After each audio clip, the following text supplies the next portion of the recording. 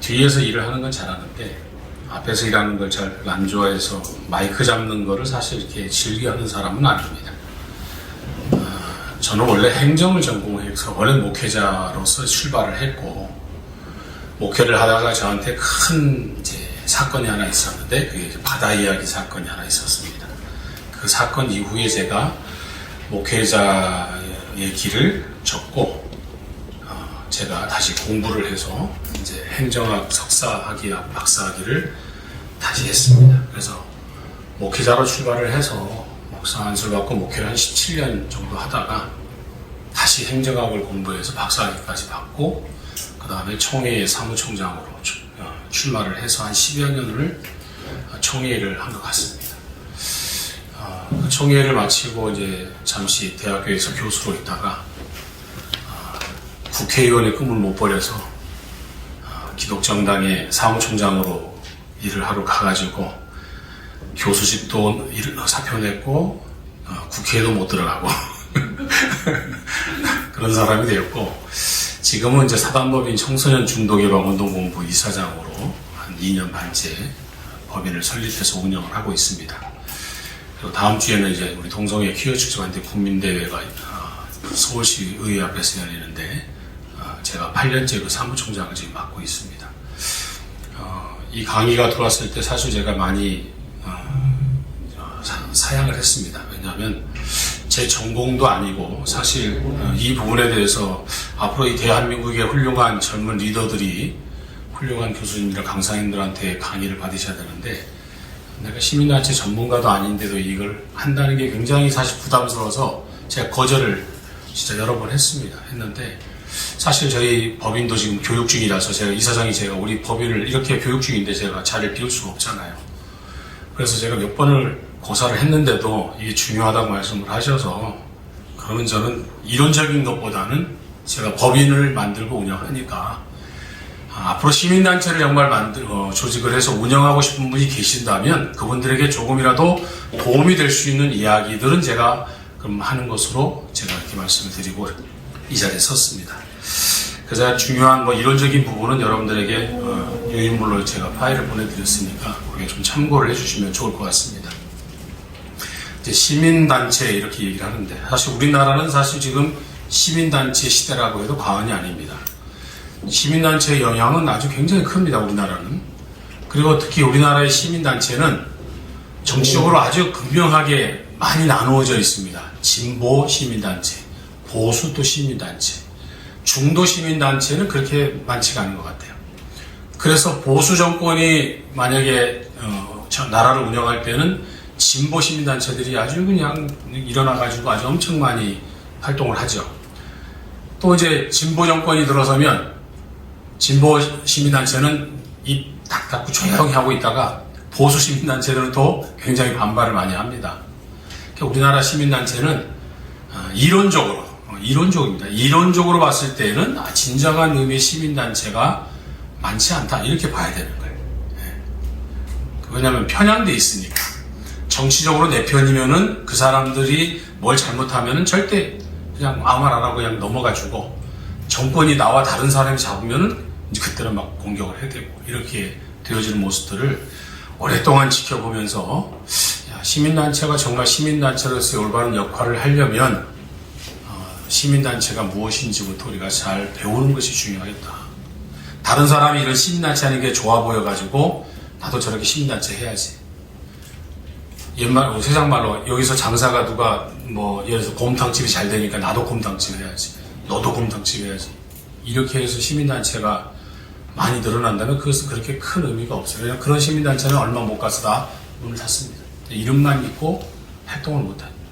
영역도 확장을 시킬 수가 없습니다. 그래서 시민단체를 정말 한번 운영하시고 싶으신 분이 계시다면 한번 제가 참고되는 이야기를 좀 해드리려고 합니다. 사실 제가 행정을 배울 때도 이 NGO에 대한 이야기를 좀 배웠는데, 사실 NGO나 여기 나오는 사회시민단체나 일반적인 보편적인 면에서는 사실 별 다른 의미가 없어요. 다만 그런데 요즘에 시민단체 활동이 아주 광범위하게 커지다 보니까 NGO 단체가 이 시민단체의 영역을 다 감당을 못하는 거죠. 그렇기 때문에 결국은 NGO라는 이름보다는 그냥 시민사회단체라고 하는 용어가 가장 그래도 어울린다. 이것은 제가 행정학적으로 얘기한다면 광의적 의미에서는 시민사회단체라고 하는 용어가 적절하다. 이렇게 볼 수 있고, 근데 일반적으로 우리가 말할 때 미시적 의미에서는 그냥 시민단체 이렇게 얘기를 합니다.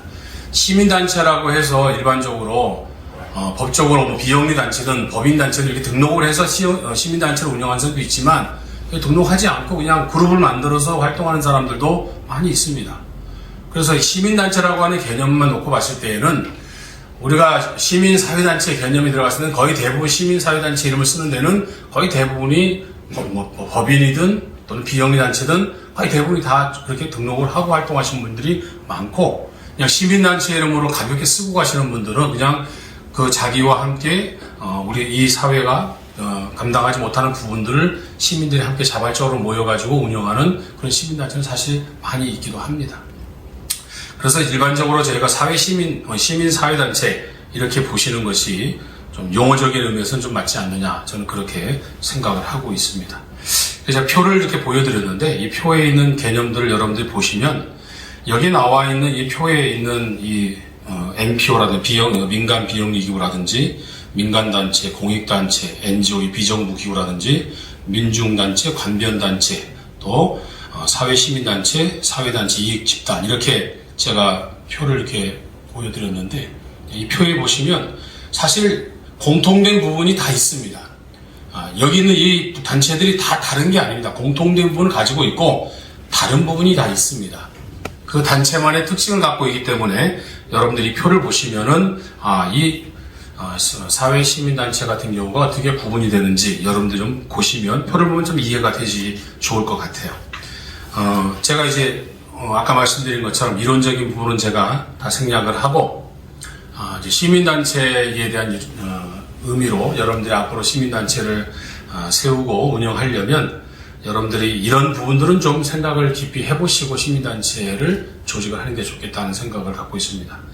그게 바로 뭐냐면, 첫 번째는 시민단체의 가장 큰 특징이 뭐냐, 그게 바로 공익실현인데, 아까 말한 것처럼 시민단체를 내가 왜 세우려고 하는지, 시민단체를 세우는 목적이 뭔지, 아까 다른 사람이 시민단체를 세워서 야 저거 괜찮은데 나도 저런 일 하고 싶은데 이런 마음으로 시민단체를 세운 사람이라면 그 사람의 시민단체는 오래 못 갑니다. 왜 오래 못 가는지 제가 좀 이따 설명을 해드리겠습니다. 시민단체를 세우기 전에 반드시 생각해야 될 것이 있다면, 내가 이 시민단체를 세우는 목적이 뭐냐, 이걸 정확히 가지고 있어야 됩니다. 시민단체의 특징 중에 가장 큰 특징이 바로 뭐냐면 공익실현이 목적입니다. 그리고 내가 시민단체의 오너가 되고 리더가 되려면 이 공익실현에 대한 목적이 없이는 시민단체의 리더가 되면 안 됩니다. 이런 사람이 리더가 되면 어떤 현상이 나타나느냐, 소수의 이익만을 추구하는 시민단체가 됩니다. 다수가 아닌 소수, 또는 자기 단체 구성원의 사익을 목적으로 일을 합니다. 다시 말하면 우리 안에 있는 내가 조직한 이 시민단체에 있는 사람들을 위해서만, 이 사익을 위해서만 그렇게 시민단체를 운영하게 되거든요. 그러므로 결국 시민단체의 생명력이 뭐냐면 공익실현인데, 이 공익실현에 대한 목적이 없으면 결국은 아까 말한 것처럼 다른 방향으로 갈 수밖에 없다는 거예요. 시민단체로서 성공을 못한다는 겁니다. 두 번째는 시민단체 활동을 하려면 그 무엇보다도 높은 도덕성이 요구됩니다. 시민단체를 무너뜨리는 방법이 여러 가지가 있는데, 특히 시민단체가 하는데 경쟁이 심합니다. 여러분들 뭐 장사를 하는 사람들도 같은 업종이 얼마나 장사가 치열합니까? 여러분들 뭐 주변에 다 아시잖아요. 맛집 하나 생기면 그 맛집이 원조하면 요 옆에는 정통 원조라고 쓰고, 저 옆에는 대원조라고 쓰는 사람도 있고, 그러니까 모든 사람들이 가게 하나가 잘 되면 그렇게 막 만드는 것처럼 시민단체가 이 분야가 이렇게 사람들한테 인기를 얻고 이 분야가 인정을 받고 활동을 크게 하고 이러면 나도 그거 해야지. 나도 저 공부했는데 전공했는데 이렇게 뛰어드는 거거든요. 이제 너도나도 이제 그 분야에 막 뛰어드는 거예요. 그래서 막 경쟁이 생겨요. 그러다 보면은 시민단체끼리도 경쟁을 하고 이게 지나치면 싸움이 되는 거예요. 아주 굉장히 무섭습니다. 그 중에 제일 먼저 공격하는 게 뭐냐면 리더를 도덕적으로 깎아내려야 돼요. 무너뜨려야 되는 거예요. 그러니까 시민단체 리더는 정말 조심해야 돼요, 사실. 행동도 조심해야 돼요. 네. 예를 들면, 국민대회를 이렇게 수만 명이 보는 국민대회에서 대회를 할 때에도 대낮에, 와서 반갑다고, 예를 들어서, 반갑다고 이제 예를 들어서 내처럼 남자고 여자라면, 반갑다, 어깨를 두드려 주잖아요? 그거 보고 못마땅하면 나중에 뭐라고 했냐면, 여자의 등을 쓰다듬었다, 이렇게 얘기해요. 그게 공격을 하는 거예요. 윤리적으로 나쁜 사람이라고 인식을 주기 위해서. 그러니까 이 시민단체 리더가 윤리적으로 흠이 있다고 생각되어지면은 그 시민단체는 굉장히 일을 하기가 어려워지는 거예요. 사람들이 사실이 아닌데도 불구하고 그 말을 듣고 그 시민단체를 신뢰하지 않아요. 그 진실을 아는 사람들은 소수이기 때문에 그게 사실 쉽지 않습니다. 그래서 시민단체를 만약에 조직하고 운영을 하려면 어떻게 해야 되느냐? 높은 도덕성이 요구가 된다. 이렇게. 왜냐하면 여기는 많은 시민들이 와서 활동을 하거든요. 그 시민들이 이곳에 와서 활동을 할 때에 부도덕하고 부정의하다면 시민들이 지지하지 않습니다. 그래서 시민단체의 리더는 높은 도덕성을 가지고 있어야 된다. 그러니까 높은 도덕성이 없는 사람은 시민단체의 리더를 안 하시는 게 좋다. 그 이제 나중에 공격을 다 받아요. 굉장히 어렵습니다. 그 다음에 시민단체는 이제 시민들의 자발적 참여하는 것이 핵심 동력이기 때문에 시민단체를 일반 기업을 운영하듯이 사업을 운영하듯이 그렇게 시민단체를 여러분들 이끌어가면은 안 됩니다. 시민단체의 참여는 민주적이어야 되고요. 시민단체의 활동은 자발적이어야 됩니다. 그러니까 여러분들이 앞으로 시민단체를 세우면 그 안에 많은 사람들이 여러분들이 아까 말한 목적, 공익실현의 목적을 가지고 내가 이러한 일을 이런 목적으로 하려고 합니다 라고 했을 때 많은 사람들이 나 그거 도와야지, 나도 함께 합시다 라고 많은 사람들이 함께 할 때에 이게 굉장히 중요한 부분이 되는 거예요. 그런데 일반적으로 많은 사람들이 시민단체를 운영하면서 이런 부분들이 참 미약한 부분들이 없지 않아 있습니다. 이것도 저는 시민단체로서 성공하지 못하는 이유 중에 하나가 바로 이거라고 생각을 해요. 그러니까 시민단체가 활성화 안 되고 성장하지 못하는 것은 자기가 그냥 독재적으로 막 이거 내가 설립한 거야. 그래서 내 뜻을 관철시키고, 시민단체는 아까 말했듯이 민주적이어야 되는 거예요. 그런데 이거 내가 만들었으니까 내 주장을 강하게 해버리고 내 뜻대로 이끌어가려고 하면은 사람들이 거기 동의하지 않습니다.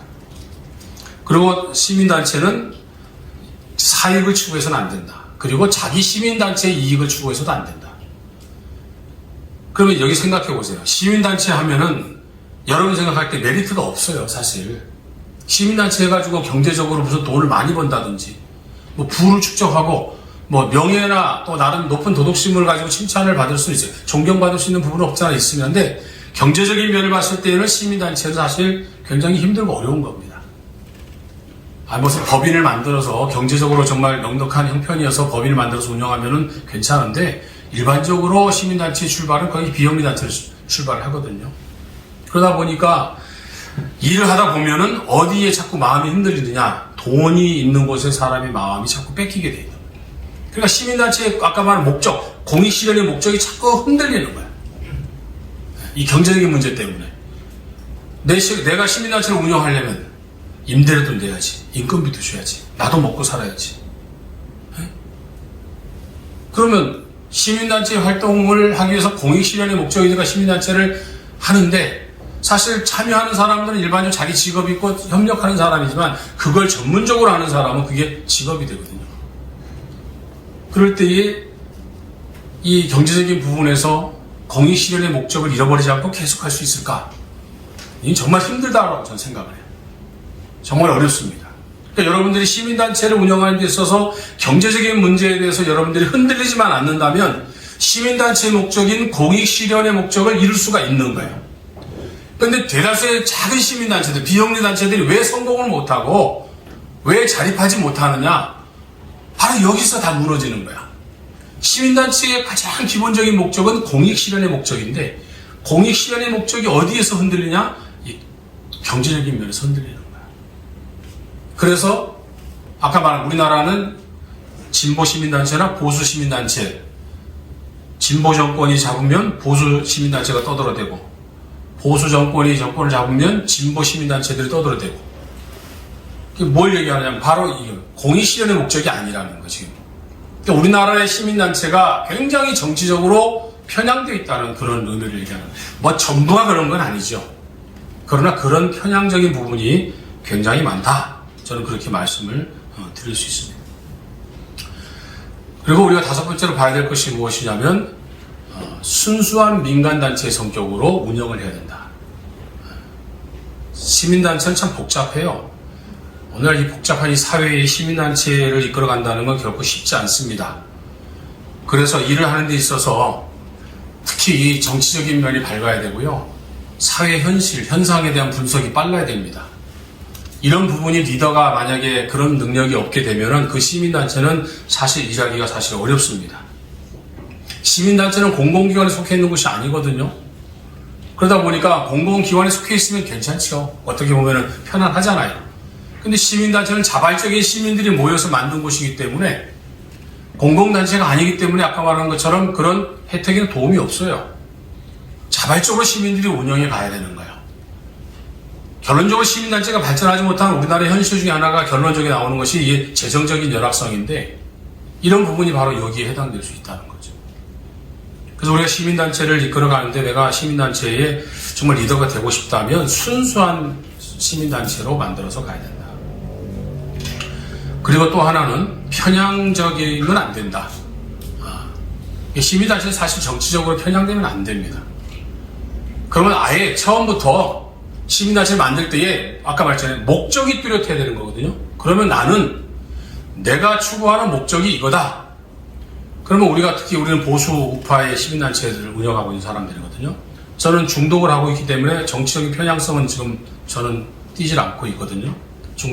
청소년 중독의 운동본부 같은 경우는. 그런데 일반적으로 정치적인 편향성을 띌 수밖에 없는 시민단체가 있습니다. 아니, 많아요, 사실은. 그럴 때에는 아예 선명하게 그 단체의 목적을 드러내야 돼요, 사실은. 근데 이것도 아니고 저것도 아닌 그런 목적의식을 정확히 드러내지 않을 때에는 이게 굉장히 어려운 부분이 됩니다. 그러니까 정치적인 색을 드러내려면 확실하게 드러내고 정치적인 색채를 안 띠려면 중립성을 가지고 시민단체를 사회 공익성을 중심을 두고 하는 것이 시민단체 운영하는데 가장 그래도 지혜로운 방법이다. 그러면 우리 우파 시민단체 같은 경우는 특히 지난 5년 정권 때, 진보 정권 때 굉장히 정치적인 성향에 대한 부분들을 확실히 드러냈죠. 그러니까 많은 어려움을 당했습니다. 그러니까 아예 그냥 드러내놓고 그렇게 시민단체를 운영할 때는 괜찮습니다. 근데 반대가 되면은 이제 정권이 바뀌고 이제 뭐 여러 가지 변화가 일어날 때에는 굉장히 어려워요. 시민단체는 아니지만 예를 들어서 교통방송 김어준 같은 경우 예를 들어서 이거 일단 말해야 됩니까? 이거 녹화되나요? 나가나요 지금? 안 나가죠? 네, 죄송합니다. 시민단체는 아닌데 그 양반도 맨날 아시잖아요. 한쪽이 정치적 치우쳐가지고 맨날 그냥 교통방송이 그냥 세상 말로 그렇게 하니까 사람들이 그 교통방송 아니잖아요. 그러니까 시장님이 딱 바뀌고 나니까 어떻게 했어요? 저거 이게 손봐야 되지 해가지고 교육방송으로 바꿔버린다고 지금 그렇게 얘기하잖아요. 예. 그러니까 시민단체도 마찬가지예요. 시민단체도 어떤 한쪽으로 정치적 성향으로 만약에 나는 정치적인 성향이 확실한 이런 시민단체를 하겠다고 하면 그 방향으로 가는 건 정확히 표현해야 되는 거고 그렇지 않으면서 어정중하게 이것도 아니고 저것도 아닌 그런 시민단체의 목적의식을 드러내면은 성공할 수 없습니다. 근데 일반적인 시민단체는 사실 정치 세력에 편향적이지 않는 것이 중립적인 것이 맞다. 그래야 어떤 정권이 들어서도 바른 얘기를 할 수 있는 거거든요. 그게 시민단체 역할이 사실. 그러니까 아까 말한 우리나라의 시민단체가 사실 이렇게 정치적으로 이렇게 많이 구분되어 있는 것은 안타까운 현실이다 하는 말씀을 제가 드렸습니다. 우리나라 시민단체 연역과 분류는 제가 시간상 다 좀 넘어가도록 하겠습니다. 그리고 시민단체 역할도 사실 지금 제가 얘기한 것 중에 여러 가지가 많이 있는데 저는 시민단체를 하면서 여기 제가 시민단체의 다양한 기능에서 제가 6가지를 했는데 제가 지금 시민단체 법인을 운영하면서 한 3년 좀 못했는데 운영하면서 굉장히 좋은 부분을 제가 발견을 했어요. 그게 바로 뭐냐면 4번 같은 경우가 좀 그렇습니다. 시민단체는 자체적으로 정책을 개발하거나 정책과 결정 과정에 참여하는 등 정책 결정의 투입 기능을 한다 이렇게 말씀합니다. 그러니까 제가 청소년 중독 예방 일을 하고 있잖아요. 그러면 이런 부분이 바로 여기에 해당됩니다. 저희 대표이신 우리 교수님이 이번에 또 윤정부의 정책의 한 부분을 지금 맡으셔가지고 그 정책 사업을 지금 기획을 하고 있거든요. 이런 부분이 사실 봤을 때에 시민단체를 잘 운영하면 이렇게 국가의 정책을 개발하거나 정책 결정 과정에도 영향을 줄 수 있다. 시민단체 활동을 잘 하시는 분들. 그래서 이 시민단체 활동이 정말 잘 되시고 국민들에게 호응을 받고 이 시민단체의 영향력이 굉장히 긍정적으로 평가를 받으면 그 시민단체의 활동이 국가 정책이 반영된다는 거예요. 그렇게 되면 그분은 굉장히 시민단체를 한 사람으로서는 굉장히 성공한 사람이 될 수 있겠죠. 그래서 여러분들이 만약에 시민단체를 운영한다면 이런 정도의 시민단체까지 한번 만들어 보는 것도 좋지 않겠는가 하는 생각을 저는 해봅니다. 이왕 시민단체를 하려면 그렇게 생각을 합니다. 이제 비영리단체 설립하고 제가 비영리 법인 설립을 했는데 비영리단체 설립은 아주 쉽습니다. 아주 간단합니다. 그냥 여러분들 모르시면 인터넷에 들어가서 비영리단체 설립 딱 하면은 다 알아서 쫙 설명해줘요. 그것도 힘들면 그냥 법무사나 행정사에게 가가지고 돈 조금 주면 알아서 다 해줍니다. 뭐 제 강의 안 들어도 되고요. 제가 또 비영리 법인에 대한 이야기를 좀 한다면 이거는 비영리단체 설립은 뭐 일반적으로 아주 간단하게 되어 있기 때문에 설립하기 쉽습니다. 모여가지고 발기인에서 모여서 설립하고 총회하고 회의록 만들고 대표 뽑고 조직표 만들고 그리고 정관 만들어서 그거 가지고 세무서가 신고해버리고 그리고 은행에 가가지고 그 명의로 통장 받으면 됩니다. 뭐 어려운 거 없어요. 서류 몇 가지만 딱 구비해가지고 세무서 가고 은행만 가면은 단체 이름으로 통장 나오고 또 단체 이름으로 비영리단체가 세무서에서 나옵니다. 그거 아주 간단해요.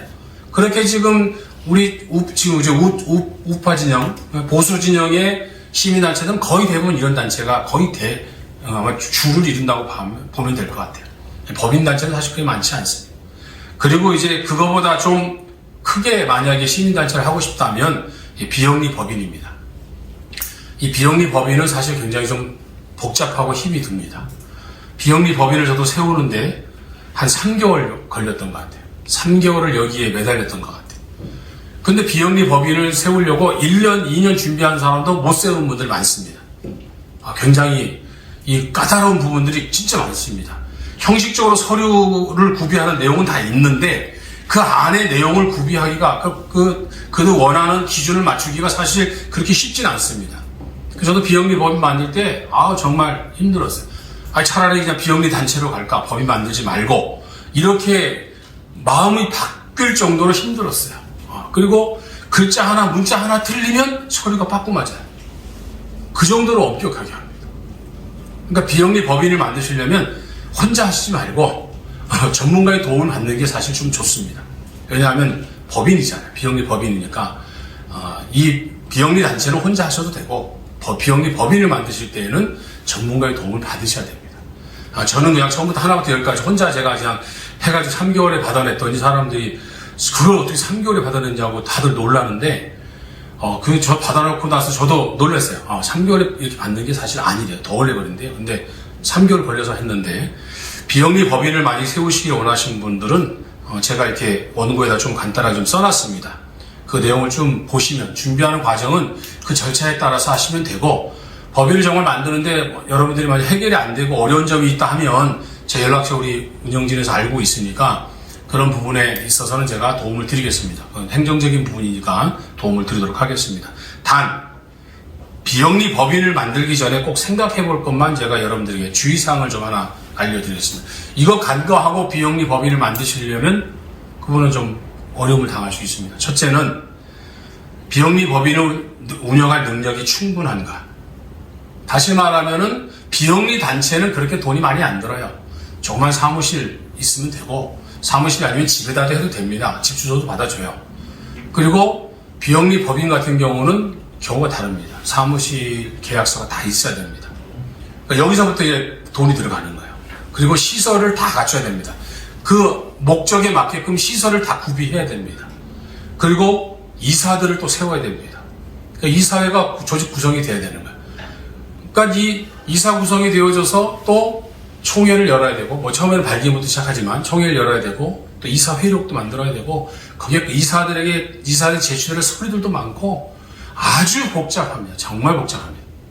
그러니까 이거 하기가 굉장히 행정적으로 어려워요. 근데 이건 아까 말했듯이 전문가의 도움을 받으면 되는데 중요한 건 법인을 운영하려면 최소 일반적으로 이 경영할 재정적 능력이 필요하다는 거예요. 얼마가 필요할 것 같습니다. 여러분 생각에. 서울에서 기본적으로 서울에서 법인 비영리 단체를 운영을 하고 내가 조직을 비영리 단체의 법인을 만들어서 내가 이사장이 되든 또는 다른 분을 이사장을 모시든 내가 대표가 되든 거기 법인 이사장이 대표니까 법적으로는 그러면 얼마 정도의 돈이 있어야 이 비영리 단체를 만들 수 있을까? 법인을 만들 수 있을까? 여러분 생각은 어떠세요? 최초에 5천만 원 또는 운영비 2천만 원이 기본. 그렇게요? 네, 그거 가지고는 택도 없습니다. 예. 3억. 예? 3억 5억. 제가 청소년 중독예방 운동본부를 할 때에 제가 세운 설립 예산은 2억 7천이었습니다. 근데 실제적으로 2억 7천이 제가 없어요. 그 2억 7천이 없어서 돈이 있는 대로 시작을 해서 했는데 처음에 제가 들어간 돈이 거의 1억 8천입니다. 왜 1억 8천이냐? 보증금을 한 3천을 넣었어요. 3천 넣었어요. 안에 내부 시설 공사하는데 내부 시설 집기로 모든 에어컨, 냉장고, 컴퓨터 모든 시설을 다 하는 데까지 4천만 원이 들었어요. 그럼 두 개가 벌써 7천만 원이에요. 그거만 가지고 법인이 운영이 됩니까? 절대 안 되죠. 그리고 자기가 해야 될 그 사업의 목적에 따른 준비물들을 다 갖춰야 되는 거예요. 그 준비물들 다 갖춰놓고 시작을 해야 되거든요. 그리고 그것만 가지고 안 됩니다. 법인을 승인한 서울시에서 자금이 어느 정도 있는지 자금 능력까지 확인합니다. 통장에 얼마의 자금이 있습니까? 그 통장 그 사본 카피본을 또 제출을 해야 됩니다. 거기에 아무리 돈을 못 넣어도 2, 3천만 원을 넣어놔야 됩니다. 아무리 적게 넣어도 그거만 벌써 1억 천이에요. 네. 아니, 그거는 일반적으로 저희 법인 같은 경우에는 2천을 운영 경비를 넣었어요. 시설 경비나 모든 시설 들어가는 데에 1억을 들어가는 것을 다 증빙서를 냈습니다. 이게 모든 재산 신고가 다 들어가야 되는 거 법인은. 그러니까 실제 임대료부터 시작해서 모든 시설 갖고 있고 통장에 있는 것까지 합치면은 저희가 1억 한 2천만 원 정도가 기본 구성하는 설립비만 그렇게 들어간 거. 근데 실제적으로 여러분들이 운영하려면 거기에 따른 준비 작업들을 다 하게 되면 더 많은 돈. 그리고 직원도 있어야 되죠. 매월 이제 임대료 나가야 되죠. 그러면 돈이 굉장히 한 달에 아무리 못 나가도 대표인 나는 돈을 못 가져가도 아무리 기본적으로 한 달 운영비는 500만 원이 됩니다. 직원 한 명을 둬도 한 명의 임대료에 운영비가 들어가야 되니까 최소 500입니다. 내 돈을 빼고 저도 청소년 중독 예방 2년 반째 하는데 우리 집사람한테 2년 반 동안 10원도 월급 못 갖다 줬어 지금까지. 굉장히 고생을 많이 했어요. 그런데 2년 반 정도 하니까 이제는 점점 자립을 해가는 일들이 벌어졌어요. 이제는 임대료나 인건비는 해결이 됐어요. 그러니까 이게 굉장히 어려운 시간, 2년, 3년, 보통 5년 걸립니다. 자립하려면. 법인이. 어떤 기업이 있어서 후원해주지 않는 한은 어렵다고 보는 거죠. 그렇기 때문에 비영리 법인을 설립하려면 운영 능력이 충분한가. 그걸 꼭 생각하셔야 돼요. 왜냐하면 법인 설립 운영은 법적 책임이 따르기 때문에 그럴 수밖에 없습니다. 그냥 아까 말한 비영리 단체하고는 좀 다르다. 그리고 비영리 법인을 만들었다고 해서 국가에서 보조금을 지원해 주는 거 아닙니다. 많은 분들이 사단법인이니까 국가에서 돈을 지원해 주는 줄 알고 있어요. 또 청소년 중독이가 좋은 일 하니까 서울시에서 돈을 지원해 주는 줄 알고 있어요. 절대 그렇지 않습니다. 비영리 법인과 비영리 민간단체는 또 다릅니다. 국가의 지원을 받고 서울시의 지원을 받으려면 비영리 민간단체를 다시 또 만들어야 됩니다. 비영리 법인 가지고 안 됩니다. 그럼 비영리 민간단체는 그냥 해주느냐? 그렇지 않습니다. 법인의 지금까지 활동한 모든 실적들을 다 제출해서 평가를 받아서 여기 자격이 있구나 하면은 심사해가지고 내줍니다. 근데 비영리 단체 법인 설립해놓고 아무 일도 안 하면 비영리 단체 설립을 허가해 주겠습니까? 절대 안 해줘. 근데 법인 세워놓고 무슨 일 했는데 안 해줍니다. 그래서 저희도 청소년 중독예방 운동본 만들어 놓고 제가 뭘 했겠습니까? 이 비영리 단체에 저희가 이제 곧 신고를 저희도 들어가야 되는데 이것 때문에 저희가 아까 말했죠. 재정적으로 아까 얼마나 힘들다고 말씀드렸잖아요. 근데 이걸 만들기 위해서 사업 실적을 만들기 위해서 사업을 해야 되거든요. 그래서 청소년 중독 예방 신문도 만들고 신문을 만들었어요. 뭐 유튜브는 돈이 얼마 안 되니까 뭐 유튜버 근데 장비 시설도 그거 꽤 여러분 아시다시피 이거 시설 꽤 돈 들어가더라고요. 그 다음에 책을 책 발간했어요. 중독 예방 교재들, 만화책들. 그 다음에 강습회, 세미나, 교육, 전문가 양성 과정, 수련회 이런 것들을 다 했어요. 그 사업 실적들을 다 모아놔야 되는 거야. 안 모아놓으면 이 비영리 민간단체 신청을 못하거든요. 그러니까 비영리 법인을 만든다고 해가지고 시에서 지원해주고 국가에서 지원해준다고 생각하면 그것도 아니라는 거. 그러니까 여러분들이 비영리 단체를 설립하든 비영리 법인을 설립하든 아까 말했듯이 이 시민단체를 운영하는 사람은 공익 실현의 목적을 가지고 하는 것이 이게 가장 기본적인 목적이 돼야 되는 거예요. 여기서 시민단체에서 돈을 벌어야겠다.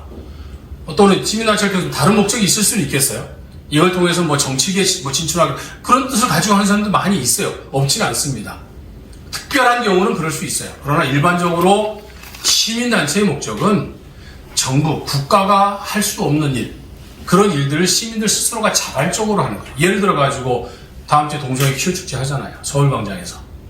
근데 서울광장 승인을 해주니까 우리 보수 시민단체나 이런 단체에서는 그거 왜 해주냐고 지금 시민단체들 막 데모하고 지금 우리 대규모 지금 국민대회도 지금 다음 주에 하잖아요.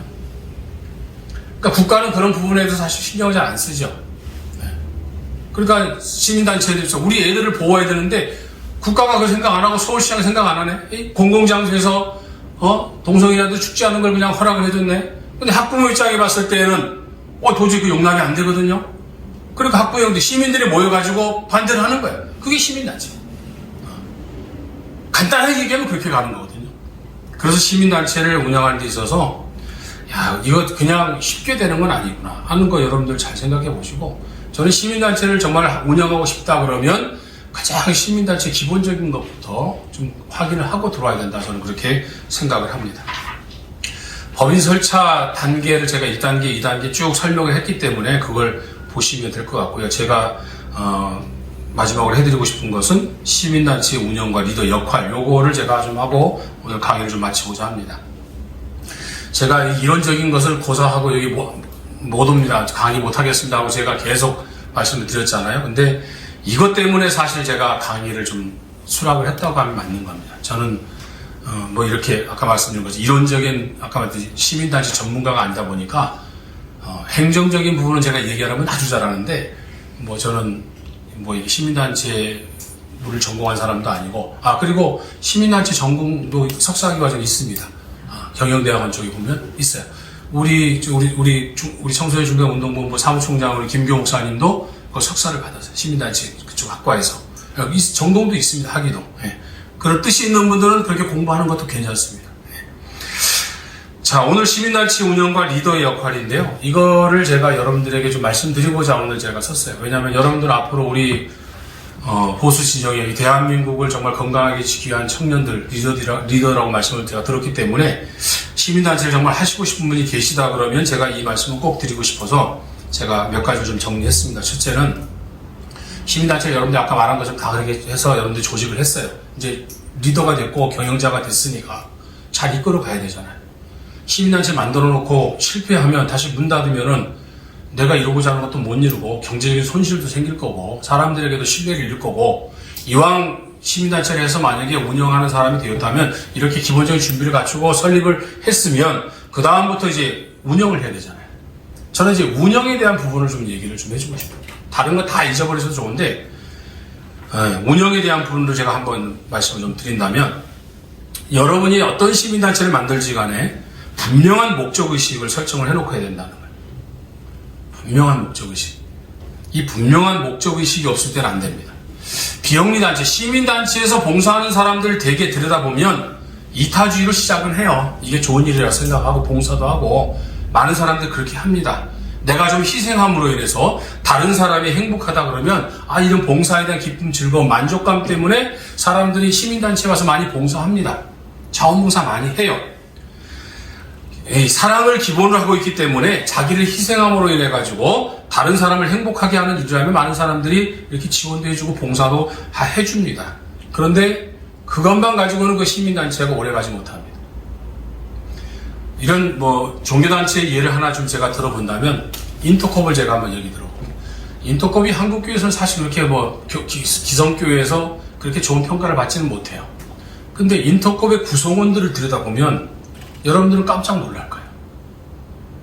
기성교회 목회자와 성도들은 인터컵 그러면 저 인터컵 거기 들어가지 않아. 저 교육도 안 받았어요. 거기가 아닙니다. 제가 분명히 이것 때문에 제가 예를 들어보는 거예요. 저는 교단 총무를 사무총 10년 해서 교계에 관계된 단체들은 제가 다 아니까 딱 들여다보면 인터컵 같은 경우도 여러 가지 아까 말한 일반적으로 많은 기존 목회자와 교회들 평가하는 기준이 있지만 그 내부에 들어가고 그 구성원들이 하는 일들을 다 보면 여러분 깜짝 놀라요.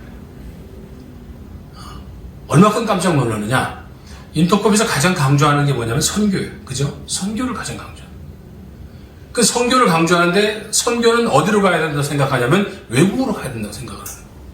국내 선교보다는 외국 선교. 아직 복음을 알지 못하는 또 기독교 복음이 잘 증거되지 못하는 그런 약한 지역에 선교에 가서 거기 선교를 가서 봉사하고 헌신하고 오는 기관들이 1년에 한 번씩은 꼭 나가려고 하는 사람들. 굉장히 여기에 목표의식을 두고 있는 거예요. 인도컵에 있는 사람은 1년에 한 번씩 해외에 가서 선교해야 된다고 하는 이 목적의식이 머릿속에 딱 들어있는 거야.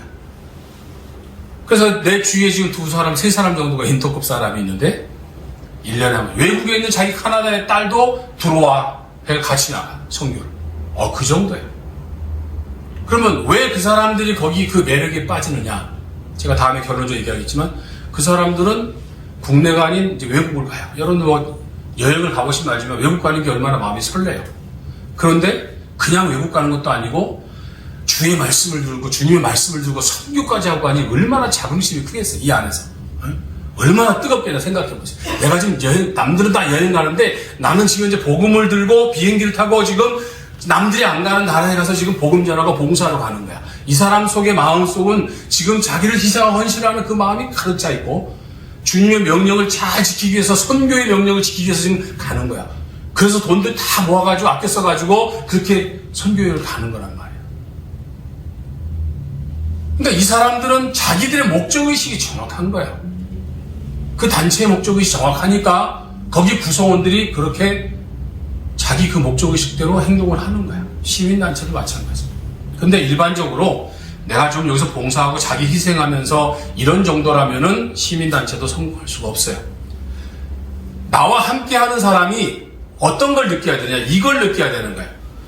내가 여기서 이 단체에서든지 또는 리더에게 중요한 사람이라든지 단체의 일부라든지 중요한 역할을 하는 사람이라고 하는 것을 본인이 느끼지 않으면 거기 오래 머물지 않습니다. 그냥 아까 말했듯이 좋은 일이니까 잠깐 와서 봉사하고 헌신하고 갈 수 있어요. 그런데 정말 그 단체에서 일하는 사람이 되려고 하면 어떻게 해야 되느냐? 그 단체의 일부가 되게 만들어야 되는 거예요.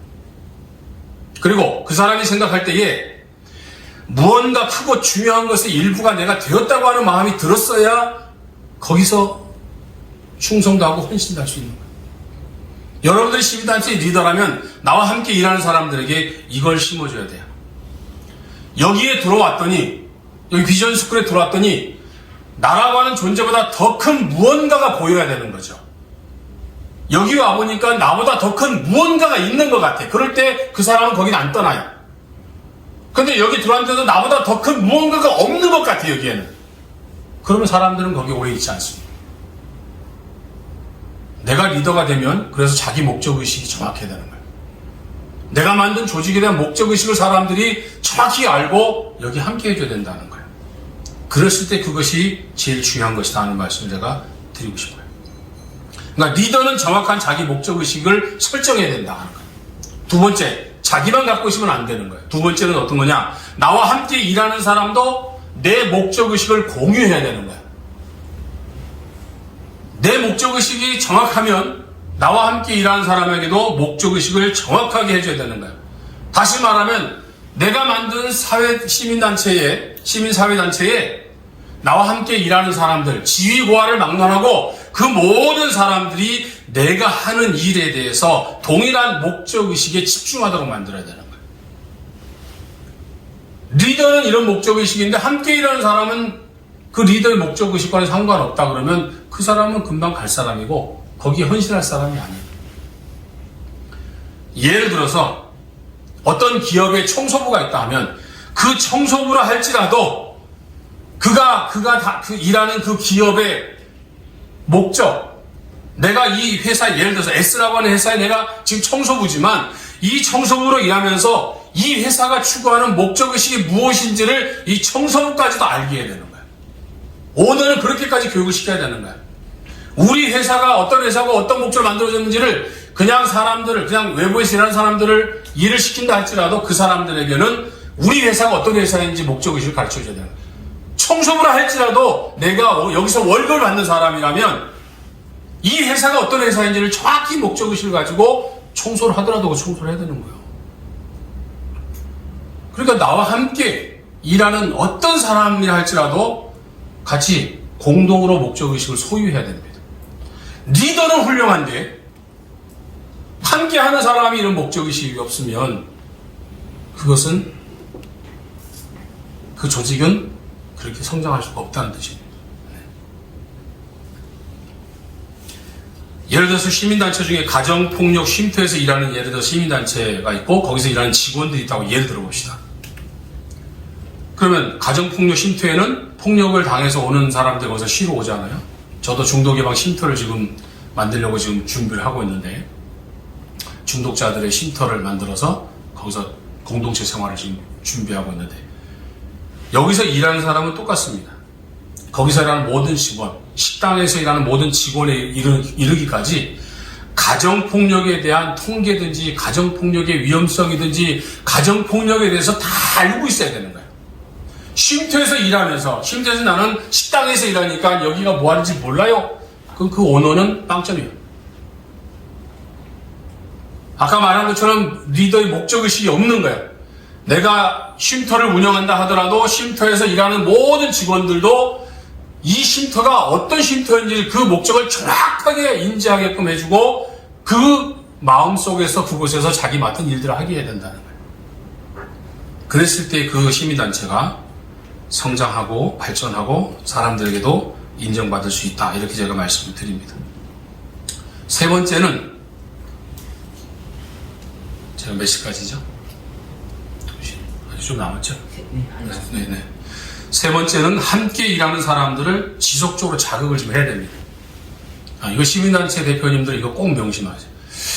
이제 시민단체를 하게 되면 비영리단체라면은 직원 1명, 직원 없는 경우도 있어요. 또는 무임으로 함께하는 사람, 이런 사람들도 있을 수 있고, 비영리단체 같은 경우는 직원도 많을 수 있고, 더 크게 하는 사람들은 더 직원도 많이 있을 수 있는데, 함께 일하는 사람, 특히 직원이 아니고 자원봉사자다 할지라도 함께 일하는 사람들을 자꾸 자극을 해야 됩니다. 어떤 자극을 해야 되느냐? 아까 말했듯이 시민단체에서 일하는 거 참 어렵습니다. 쉽지 않아요. 아까 말했듯이 경제적으로, 재정적으로도 대우 잘 못 받습니다. 시민단체에서 일하는 사람들은 여기 와가지고 일하면서 돈 많이 받아야지 이런 생각으로 오지도 않아요, 사실은. 그러다 보니까 일을 하다 보면은 굉장히 힘이 듭니다. 왜 시민단체에 오면은 시민단체의 간사들 이런 사람들이 왜 금방금방 자리를 옮겨갈까요? 아까 얘기했듯이 자기가 여기 있으면 경제적으로도 다른 회사 가면 더 많이 월급도 받고 더 대우 받는데 여기 있으면 그만큼 대우도 못 받으니까 당연히 경제적인 면을 봤을 때도 그리 가겠죠. 또 시민단체에 와서 일해 보니까 굉장히 힘든 게 많아요. 왜냐하면 일반 회사들은 자기가 맡은 일만 하면 되는데 시민단체는 하나부터 열까지 다 해야 되고 헌신해야 되고 봉사해야 되고 다 해야 되거든요. 그게 굉장히 쉬운 거 아니잖아요. 그러다 보니까 일을 하다가 이제 지쳐가기 시작하는 거죠. 그리고 마음들이 이제 조금씩 이렇게 균열이 가기 시작하는 거야. 처음에는 괜찮았는데 시간이 가면 갈수록 그렇게 되어져요. 그러면 결국은 그 조직에서 결국은 이제 균열이 나기 시작하는 거잖아요. 그렇기 때문에 리더는 함께 일하는 사람을 자꾸 자극을 해야 돼요. 어떻게 자극해야 될까요? 감정을 상하게 하고 기분 나쁘게 하고 이렇게 하라 그런 자극이 아니고 아까 리더가 가지고 있는 목적의식을 가지고 자꾸 자극을 줘야 되는 거예요. 그러니까 지금 제가 동성애 키워주시면 국민대 사무총장을 8년 했다 했잖아요. 내가 오래만 하고 왜 안 한다고 하도 이제 막 여기저기서 공격해대고 난리치고 그러니까 너무 힘들어가지고 이제는 내부에서도 이렇게 서로 총질에 대해서 내가 이번까지만 내가 하고 난다. 이 사무총장 하는 거 단돈 10원도 월급 못 받아요. 받는 거 아니거든. 다 봉사예요. 국민대회는 자체가 봉사인데 근데 이 국민대회 사무총장을 하면 2달 내지 3달은 아무 일도 못해요. 제가 우리 법인일 지금 스탑하고 스탑. 우리 법인 청소년 캠프를 포기하고 지금 국민대회 내가고 있거든요. 그런데 이 봉사하는 일을 하면은 아까 같이 돈을 안 받아요. 사무총장 8년 제가 월급을 10원도 안 받고 다 봉사로 다 했거든요. 그런데 8년 되니까 너무 힘들죠. 공격당하니까 실적 스트레스 받죠. 뭐 안 받으니까 억울하죠. 막 지금 그런 상태거든요. 그러니까 어떤 마음이 드느냐. 지금 마음이 오랜만에 그만하자. 더 이상 안 한다. 내가 우리 이호 교수님한테 저 이제 붙잡지 마세요. 2019년도에 나 붙잡아서 3년 더 했는데 이제 절대 안 합니다. 8년으로 끝냅니다. 내가 지금 계속 그러고 있으니까 이분들이 지금 비상에 걸렸는데 힘든 거야. 돈이라도 많이 주면 월급이라도 참 받으니까 내가 그거 보고 참을 수 있지만 돈도 안 받는데 욕은 다 먹고 오해는 받고 이상한 놈 소리 듣고 이래버리니까 이제는 몸 나쁘니까 더 하기 싫은 거야. 귀찮아졌어요.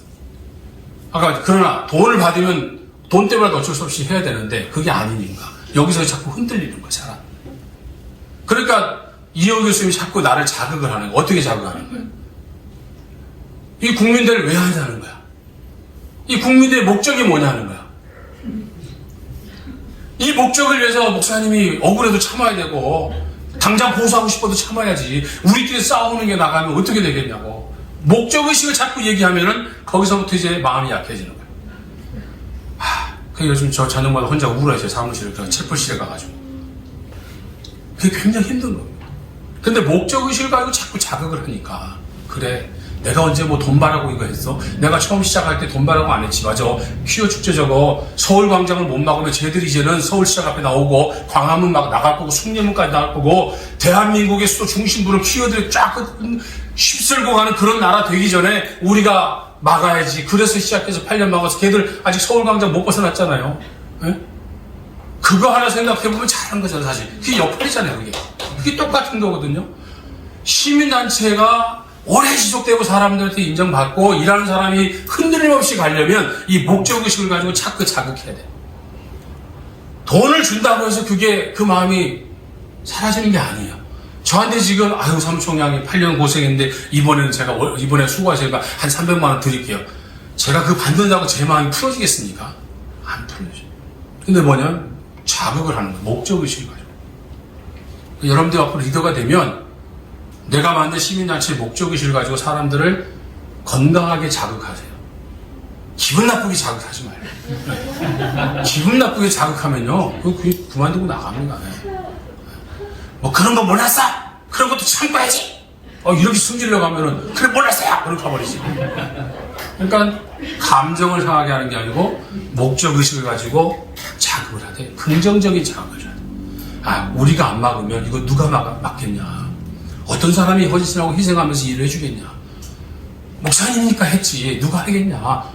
이렇게 좀 구름 태워주기도 하고 비행기 태워주면서 목사님 참 잘하는 사람 이렇게 태워주면 정말 그런가 생각을 하는 거지.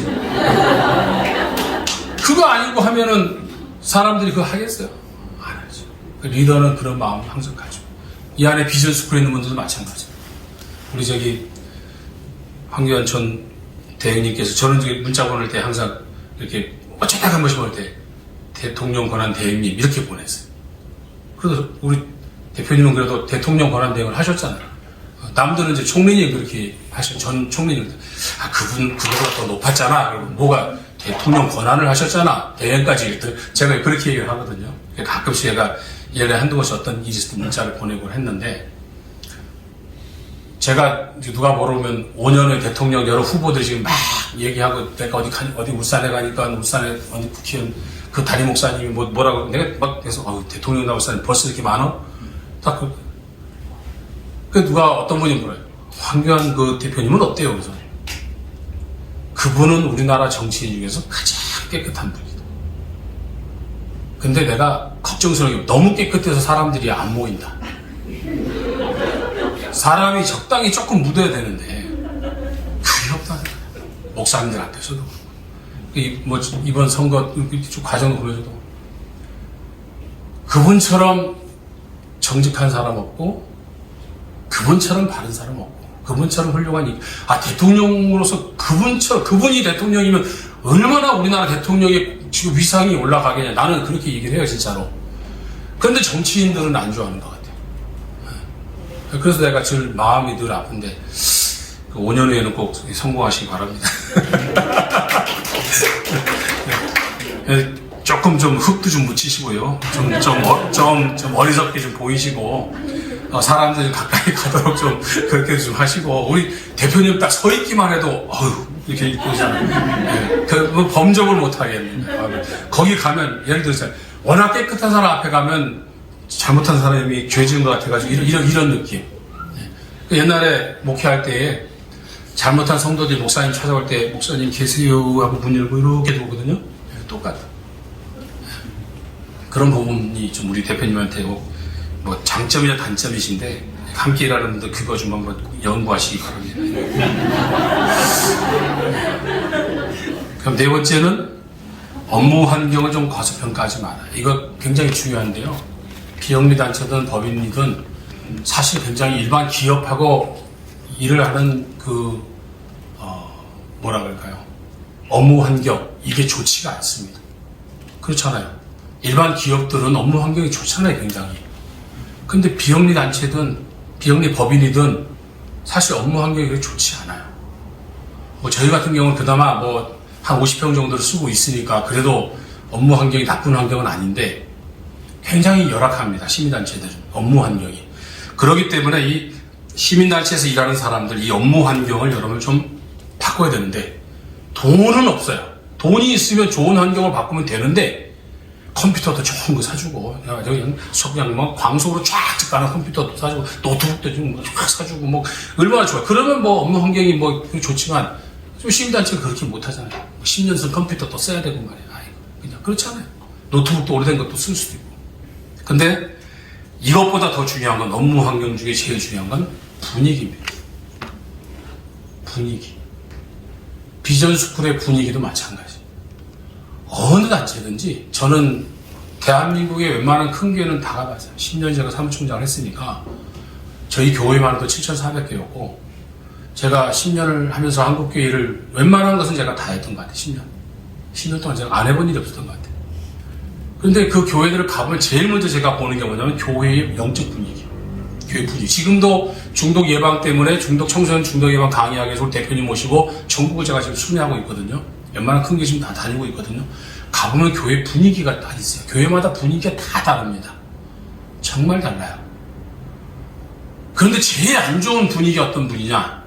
항상 분위기가 침울한 분위기, 어두운 분위기, 굉장히 권위적인 분위기, 무언가에 압도되어서 눌려있는 그런 분위기, 이런 건 굉장히 안 좋습니다. 혼자 있을 때 괜찮죠. 그런데 그래도 여러 사람이 있는 곳의 분위기는 굉장히 밝아야 돼요. 그래서 일을 할 때에는 막 웃고 떠들고 하면서 또 음식물 같은 거 먹으면서도 하면서 막 해야 돼요. 우리 대표님은 그런 거 보면 야단치실지도 모르겠어요. 근데 요즘 젊은 애들은요, 일하는 환경에 가보세요. 우리 간사애들 가보면요, 별게 다 있어요. 뭐 가습기부터 시작해가지고 내가 사주도 않는데 지가 사갖고 가습기부터 다 틀어놓고요. 음악 다 듣고요. 예? 요즘도 다 그래요. 또 간식 같은 것도 서랍에다 다 꾸물쳐 놓더라고. 간식도 다 갖다 놓고요. 심심할 때 하나씩 꺼내 먹고, 응? 그래요. 우리 지들 필요한 거 같은 거 갖고 와서 다 이렇게 하고 필요한 거 쓰고. 그래요. 그러면 보면서, 요즘 젊은이들은 다르긴 달라. 그래서 그런 걸 보면서 업무 환경이 자꾸 어두우면 안 된다. 약간 밝게 해줘야 된다. 그러니까 리더가 그 역할을 해줘야 되는 거예요. 누가 직원이 하겠습니까? 직원이 하면 안 되죠. 그래서 분위기를 참 물질적으로는 업무 환경을 좋게 못 해주더라도 이 심적으로 마음적으로는 좀 일하는 데 있어서 좀 마음이 좀 편안하게 일할 수 있도록 좀 해주면 좋겠다, 그렇게 생각을 저는 합니다. 그건 리더가 하기 나름이거든요, 사실. 그 다음에 5번째는 자기 개발의 기회를 제공해줘라. 일하는 함께 일하는 사람들, 이 사람들 사실 어떻게 보면은 여기 시민단체에서 나와 함께 오래 할 사람이라면 이 사람을 사실 소중히 여겨야 되는 거예요. 그리고 그 사람이 지금 뭐가 부족한지를 알고 그 부족한 것을 채워줘야 되는 거예요. 예를 쉽게 들면 저희 간사는 중도개방 간사, 얘는 신학을 전공한 아이인데 우리 청해본에 이제 간사로 들어왔어요. 근데 지금 중도개방 청소년 사역을 하기 위해서 우리 청해본에 들어왔는데, 그래서 지금 청소년 중도개방을 강사로 교육하기 위해서 전문가 교육을 다 시켰어요. 전공이 신학이니까 그 전문가 교육을 시켜서 자격증을 취득하게 만들어요. 그리고 청소년 지도사, 그러니까 청소년과 관계된 국가 자격증 이런 거를 따도록 제가 저희 법인에서 돈을 다 대줘요. 네가 돈 내서 가서 자격증 따라는 게 아니고 여기서 돈을 대주고 수업을 다 인터넷에서 듣게 해가지고 자격증을 따게 해주는 거예요. 그럼 여기서 근무를 하면서 중도개방 전문가 자격증도 따고, 우리가 지금 이제 공부를 전문 교수님들 32분의 교수님들이 지금 작년부터 올해까지 지금 하거든요. 지금 150명이 강의를 듣거든요. 거기는 정말 뭐 교수님들부터 시작해서 아주 우리나라 최고의 학벌, 중독은 우리나라에서 공부를 대부분이 안 했기 때문에 대부분 상담을 전공한 석박사 교수님들도 다 우리 강의 들어오시거든요. 중독은 모르니까. 그 32분의 교수님이 중독을 가르치는데, 그래서 그분들한테 우리 법인 자격증을 제가 발급을 하는데, 그런 자격증을 우리 직원에게도 따게 하는 거야. 그리고 청소년 관계된 일을 하려면 국가 자격증을 또 따야 되잖아. 그런 일을 따도록, 자기 개발을 하도록 지원을 해주는 거야. 그러면 여기서 일을 하면서 얘는 더 자부심이 커지는 거야. 그러면 이 사람은 더 내가 지금 운영하고 있는 이 조직에서 더 큰 일을 하는 사람이 되는 거야. 사역도 더 크게 할 수 있는 거고, 더 크고 귀한 일을 할 수 있는 거죠. 그래서 함께 일하는 사람에게 자기 개발을 할 수 있는 기회를 자꾸 제공해 주는 거죠. 네. 그 다음에 새로운 직책을 남발해라. 이건 제가 사실 이번 선거를 치르면서 사실 좀 깨달았던 부분입니다. 끝내야 돼요? 계속 하세요. 네. 계속 해야 돼요? 네. 제가 이번 선거를 통해서 좀 깨달은 게 바로 뭐냐면, 야, 이거 새로운 직책 남발을 좀 할 필요가 있겠다. 선거를 하면은 선거본부에서 이렇게 많은 직책들을 주잖아요. 그냥 그거 선거대본부처럼 뭐 이렇게 선거 직책을 막 이렇게 뭐 줄 수는 없겠지만, 같이 일하는 사람에게 좋은 직책을 만들어 주는 것도 괜찮겠다. 예를 한번 들어볼게요. 시민단체에서 일하면 맨날 간사, 팀장, 뭐 이런 거밖에 안 줘요. 그죠? 좀 잘하면 사무국장, 조금 커지면 사무총장. 젊은 애들한테 너 사무국장 할래? 그러면 사무국장이요? 그 늙은 사람 하는 거 아니에요? 그러니까 겨우 주는 경우에 간사, 팀장. 그래서 고민해봤어요. 야, 얘들한테 시민단체는 뭐 좋은 직책을 주면 안 돼? 좀 시대에 맞게끔 직책을 좀 바꿔주면 안 돼요? 여러분, 이 젊은 사람, 여러분들이 할 때는 좀 직책도 좀 세련되게 좀 바꿔봐요. 그러면 예를 들어가지고, 우리 시민단체 사람들이 많이 찾아오고 누가 설명을 해주고 우리 시민단체를 홍보해야 되니까 커뮤니케이션 매니저. 그러면, 이게 서로 소통하고 관계하는 그 매니저야? 다른 사람이 들으면은, 이거 신선하지? 그러면 젊은 애들이 들을 때는, 그 매니저 괜찮은데? 다른 사람과 소통하기 위한 매니저니까. 네가 오면은 이 사람과 대화를 상담을 잘해가지고, 우리가 하는 일들을 설명도 잘해주고, 여기도 가입하게 하고, 같이 일하게, 이런 매니저 역할을 해주고, 얼마나 그러면, 매니저 괜찮지? 사무국장보다 매니저가 그래도 좀 세련되지 않겠어요? 더 좋은 거 있잖아, 또 더 좋은 거. 근데 요즘 젊은 사람들은 좋은 직책을 좀 만들어 보면, 그런 직책 주면 명함에다 그거 딱 해가지고 주면은, 야, 이 직책이 뭔데? 이게 이거야. 이 명함에서 자기 직책을 설명하는 데부터 벌써 신이 나는 거야. 남들이 모르니까. 그럼 거기서부터 이미 홍보가 된 거예요. 우리 법인은. 그렇게 하는 거죠. 그래서 가끔씩은 직책을 이렇게 좋은 직책, 안 쓰는 직책을 좀 만들어줄 필요가 있다. 그리고 봉사하러 오는 분들도 돈 한 푼 안 들이고 사기를 높여주는 것이 바로 그런 새로운 직함들이거든요. 네, 그렇게 해주는 게 굉장히 중요합니다. 그 다음에는 가끔은 비업무적 업무 시간을 만들어줘라. 비업무적 업무 시간. 이게 말이 좀 이상한데 이게 무슨 뜻이냐면 매일 출근해서 업무를 해야 월급을 주는 거 아니겠어요? 일 안 하는데 월급 주지 않잖아요. 오너가 일 안 하는데 월급 주겠습니까? 근데 업무는 업무인데 비업무적 시간이 뭘까? 이렇게 쉽게 얘기하면 우리는 시민단체니까 시민단체의 일을 할 때에도 그냥 맨날 사무실에만 한 달 내내 여기서만 일해. 이렇게 하지 말라는 거예요.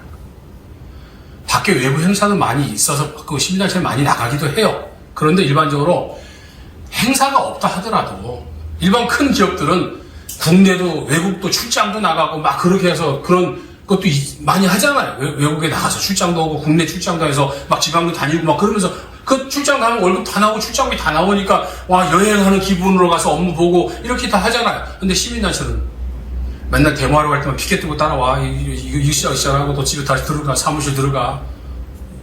없잖아요. 더 스트레스지 말 그대로. 직원 데려다 놓고 이제 우리 시민단체 오늘 집회해야 되는데 간사 너도 나와서 피켓 들고 있어. 구호 외쳐.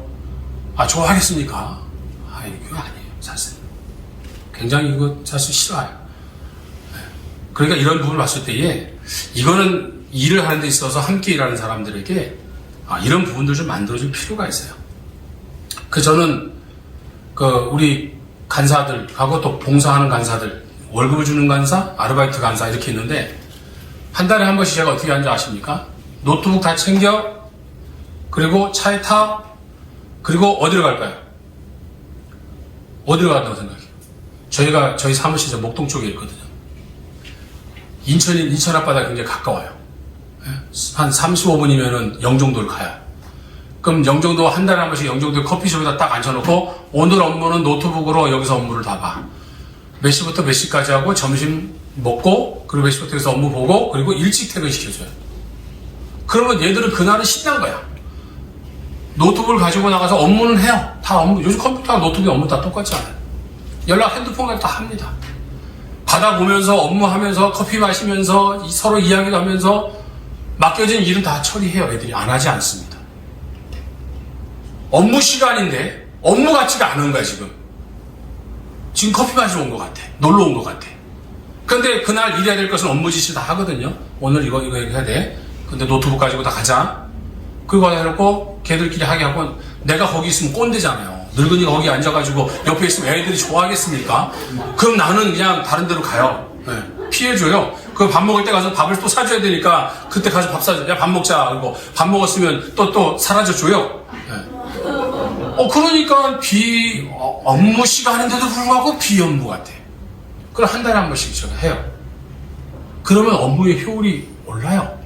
그래서 간혹가다 얘들 야 오늘은 영종대 가서 우리 업무한다고 다른 회사 다니는 친구들은 너네 회사는 어떤 회사인데 그렇게 좋냐? 애들이 가면서 사진도 찍어가지고 그걸 또 단톡방에 올리는 거예요. 뭐 하냐? 단톡방 올렸대. 우리 애들이 다른 제 친구들 그거 보고 야 너네 회사 어떻게 들어가냐 이런다는 거예요. 여기 회사 아니라고. 응? 그렇다는 거예요. 그러니까 우리가 이런 부분들을 또 젊은 사람들이 있는 곳에서는 이런 부분을 많이 좀 생각을 해보세요.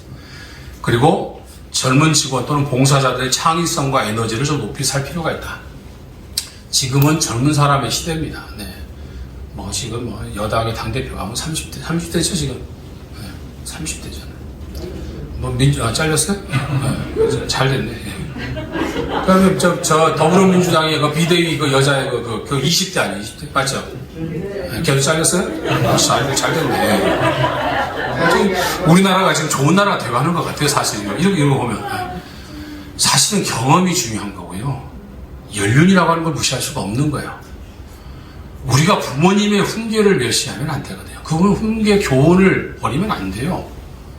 내가 아무리 똑똑하고 많은 걸 배웠어도 부모님들의 말씀은요, 내가 가지고 있는 지식보다도 더 소중한 거예요. 귀한 거예요.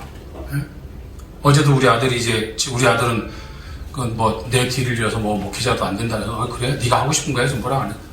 나중에 호텔 경영학과 간다 해서 대학교 보냈더니 2년 만에 아버지 호텔 경영학교 적성이 안 맞아요. 그만두겠어요. 그 학교 보내 2년 동안 4천만 원을 들여가지고 기숙사도 아닌 방어도 그렇게 그래? 네 맘에 네가 적성이 안 맞아? 해보니까 아니야? 아니 알았어 하지마. 그럼 네가 원하는 게 뭐야? 했더니 전 대학 안 갈래? 우리 애들은 그래요. 우리 딸내미는 대학교 졸업했는데 이놈이라 내가 하다가 뭐 하고 싶은데 했더니 요리사가 되고 싶다. 요리사. 그 지금 저 이태리 총각이라고 저기 낙원상가 옆에 저기 한옥촌 같은 데 이렇게 있는 식당이 젊은 사람들 아마 알 거예요. 거기에 이태리 총각이라고 하는 거기에 지금 현재 지배인으로 있어요. 어저께도 거기 악기를 고치러 갔다 제가 잠깐 밥 먹고 왔는데 그 이틀 전가 거기서 일을 하거든. 근데 어제 저녁에 문자가 온 거야. 우리 사람은 지금 강화도에 우크렐레 지금 그 교육생들하고 1박 2일로 캠프를 갔고, 우리 아들은, 우리 딸내미는 또 이제 결혼할 남자친구하고 지금 뭐 1박 2일 여행 간다고 어제 일 끝나고 간다고 갔고, 그리고 우리 사람은 이제 갔고, 우리 딸 갔고, 우리 아들내미는 이제 워낙 식당에 늦게 오고, 오늘 자기가 밑에 있는 사람들을 이렇게 일하다 너무 좀 다그쳐가지고 애들이 좀 기분이 안 좋은 것 같아서 회식을 시켜주고 늦게 새벽에 가겠습니다. 그러는 거야. 그래서 어제 혼자 이제 걔하고 밤새 있었어요. 사실 둘이 이제. 집에 가서 개똥 치우고 뭐 하고 밥 먹이고 뭐 하고 너 혼자 하루 종일 있어 미안하니까 또 안아주고 계속 이러고 이제 시간을 보내다가 아들한테 이제 문자를 보냈어요. 뭐라고 문자 보냈냐면 그 문자를 딱 보는 순간에 제가 이렇게 얘기했어요. 그 일하는 사람들, 리더는 아랫사람들을 칭찬을 많이 해주고 좋은 점을 자꾸 이야기해줘서 이렇게 해야지, 리더가 자꾸 이렇게 지적질을 많이 해대면 그 사람이 그곳에서 일하는 것을 싫어할 수 있다. 너도 다른 사람 밑에서 일한 적 있잖아. 그거하고 똑같은 거니까 맛있는 거 사주고 잔소리 하지 말고, 내가 잔소리 많았지 미안해. 응? 앞으로 잔소리 줄이도록 노력할게. 그 말만 하고 맛있는 것만 사주고 와. 다른 얘기 하지 마. 응? 그래 했더니 그렇게 하고 일찍 들어왔더라고. 새벽에 안 오고 12시도 안 돼서 들어왔더라고. 이거서 감사했어요. 그거와 똑같아. 리더는 이렇게 이 업무 시간이 아닌 비업무 시간의 자리에서 역할을 잘 해줄 필요도 있습니다. 사생활 간섭하면 안 되지만 굉장히 중요합니다. 그리고 젊은 직원의 에너지와 창의성을 높이 사서 나이 든 경험자들의 그 연륜, 경험을 무시하지 말고 그걸 좀 많이 들어야 돼요. 저도 그래서 법인을 운영하지만 이사님을 제가 7분을 모셨어요. 그냥 3분만 세워도 되는데 법인 운영하려면, 제가 쉽게 법인 운영하려면 3분만 하면 돼요. 근데 저는 7분을 모셨어요. 왜? 더 공정하게 하려고. 7분을 모셨거든요. 그리고 9번째는 함께 일하는 사람들에게 고맙다는 표현을 해라. 제가 오늘 여기 오면서 우리 간사님들, 국민대 준비한 간사 5명인데, 제가 하도 막 그냥 탈북자한테 협박받고, 막 그냥 뭐 유튜브 방송에 내 전화번호까지 내보내가지고 막 그렇게 하고, 그런 것도 다 저한테 들어오고, 온갖 모함에 막 이렇게 막 그냥 단톡방에 돌고 있다 그러고 막. 그래서 우리 조현희 변호사한테 전화해가지고, 이용희 전화해가지고 이거 다 법적 처리해야 되죠? 그랬더니 그냥 국민대 끝날 때까지 참으시죠? 그래서 네, 그러고 저는 말았어요. 그러면서 제가 우리 직원들이 이런 일을 다 하니까 굉장히 마음이 무거운 거죠. 그래서 오늘 오면서 내가 애들한테 미안하고 고맙다고 문자를 다 보내고, 그리고 이제 여기 왔어요. 왔는데 제일 좋은 건 뭐냐면, 우리는 시민단체 운영한 사람은 보너스 많이 주고 월급 높여주면 좋지요. 그런데 그것도 좋지만 더 좋은 거는 같이 일하는 사람들에게 고맙다는 말을 많이 하는 게 좋다는 거. 그런 표현을 많이 하는 게 좋다. 문자로든 편지로든 음성으로든 직접 대화로든. 그러니까 함께 일하는 사람, 직원이든 함께 협력해주는 봉사자들이든 이런 사람들과 함께 모였을 때에 고맙다는 표현을, 진짜 진심으로 고맙다는 표현을 하면은 그 사람들은 함께 그 리더와 그 일들을 잘 감당할 수 있어요. 그래서 이 고맙다는 표현을 좀 많이 하는 게 난 좋다, 이렇게 생각을 합니다.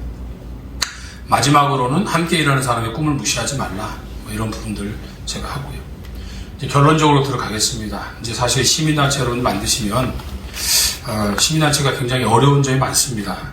가장 문제는 이 시민구제운동이라는, 아까 말했듯이 시민단체가 뭐냐, 시민들이 자발적으로 모여가지고 운동을 하고 활동을 하는 것이 시민단체인데, 시민은 없고 시민단체의 리더와 직원들만 있는 시민단체, 그것이 시민단체가 아닌 거야. 죄송합니다. 이렇게 하면 좀 기분 나쁘실 수 있는데 제가 좋게 표현을, 그거는 시민단체로서 역할이 아주 미약한 겁니다. 이렇게 제가 얘기해요.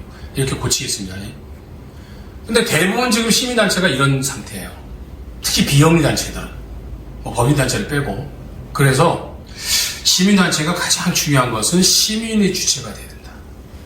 여기 이제 비전스쿨도 누가 주체자면 바로 우리 젊은이들 주체가 되는 거예요, 사실은.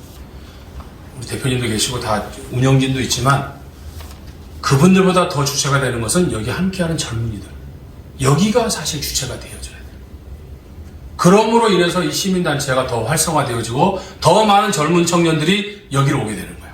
여기 이런 데가 있어? 야, 여기 주인이 청년이 아니고 다른 사람이 어떻게 되는 거야? 청년들이 안 오는 거야. 그러니까 시민단체는 이걸 항상 잊어버려요. 시민단체의 주체는 시민이다.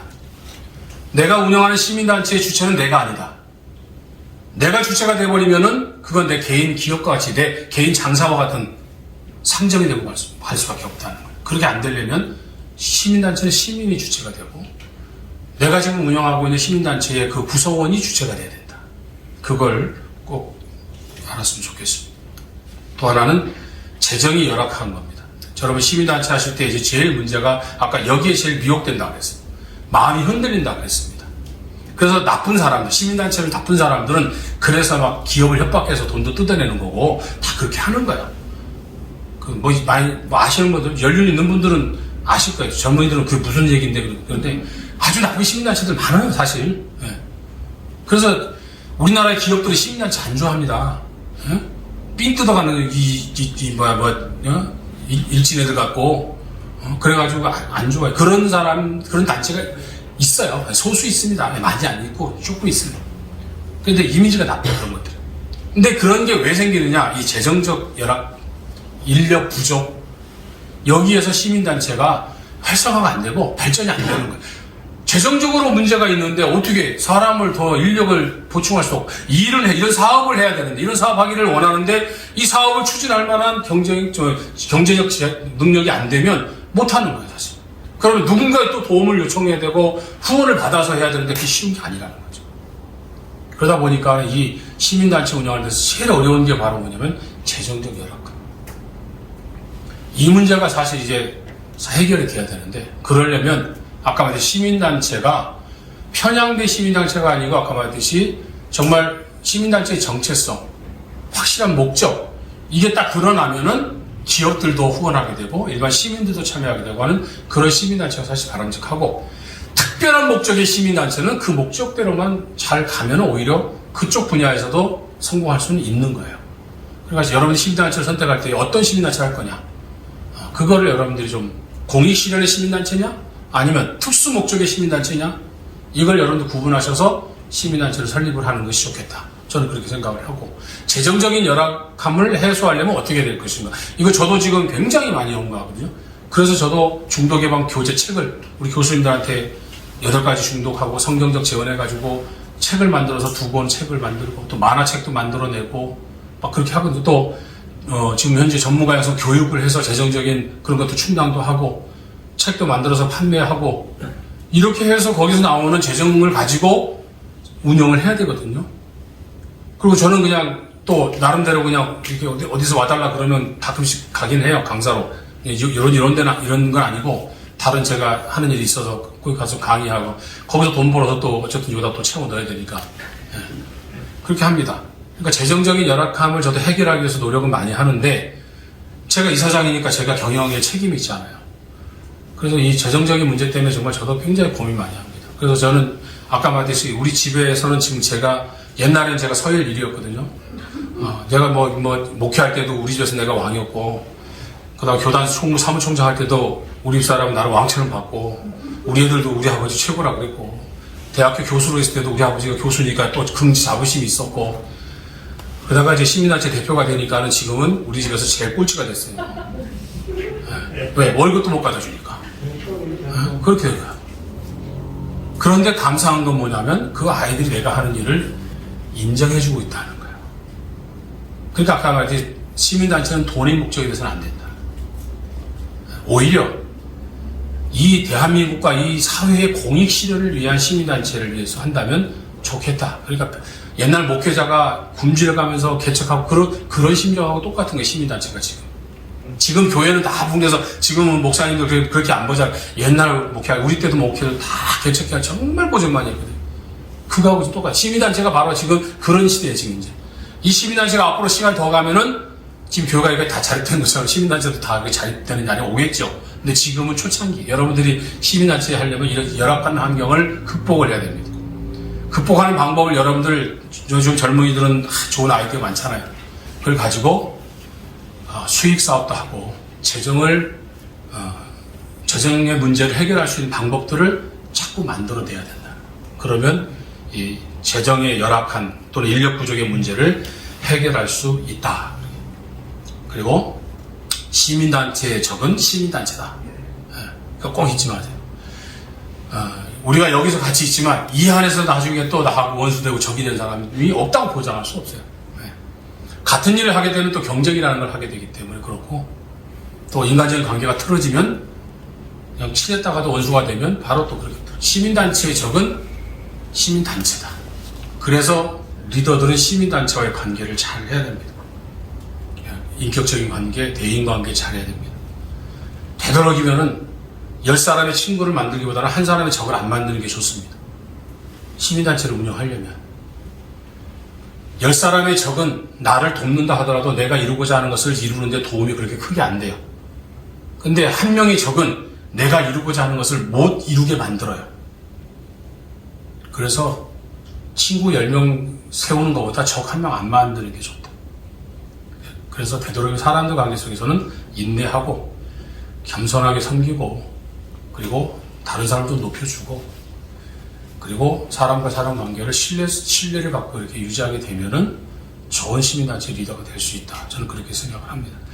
저는 제가 말씀드린 시민단체 전문가가 아닌데, 저도 시민단체를 운영하면서 제가 느꼈던 부분들을 좀 설명을 해드렸고, 여기 혹시 시민단체를 하고 싶은 분이 계시다면은 혹시 한번 좀 그런 부분, 그리고 또 훌륭하신 시민단체 운영하시는 분들이 많이 계시니까 그런 분들을 찾아가서 좀 상담도 하고 또 이렇게 대화를 나누시면 도움이 될 것 같습니다. 두서없이 제가 얘기를 했는데, 혹시 한 분만 제가 질문 받고 이제 마치겠습니다. 질문 있으세요, 혹시? 어려운 질문